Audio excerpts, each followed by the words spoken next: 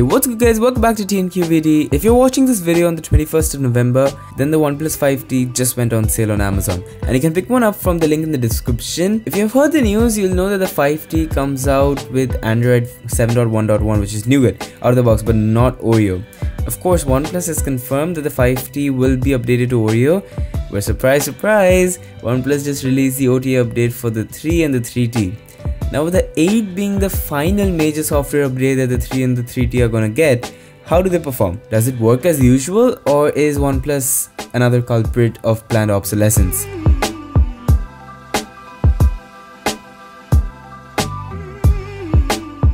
Let me tell this up front, Android Oreo isn't that visually all that different, but let's talk about it anyways. There's a new font throughout the UI, which is surprising because we've just had a font change a couple of months back, but hey, it's there.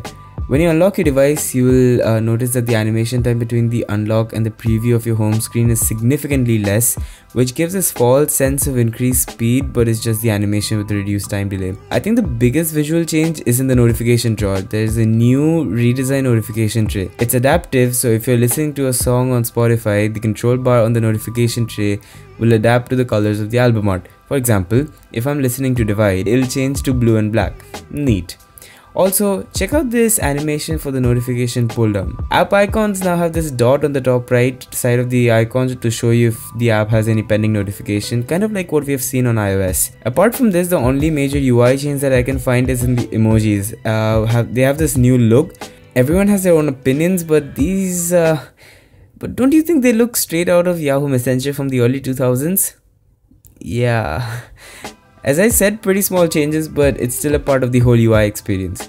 There are a couple of new things that are very useful in Oreo. First is contextual aware selection. As fancy as that might sound, it's basically a feature in which if you select a part of any document and it contains, say, an address, Google will know that you'll probably need help with maps for that address and provide you with a map button along with copy pastes and all the other usuals.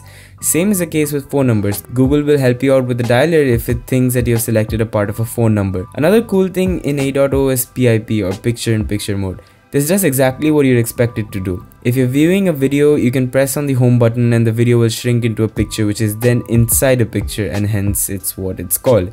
This is handy because you can use this to view a video while you catch up on your emails. Could you do this earlier with a third-party app? Yes, but isn't the stock feature better? Yes. Also, I don't know why the settings app doesn't look any different from when I had Nougat on my OnePlus 3.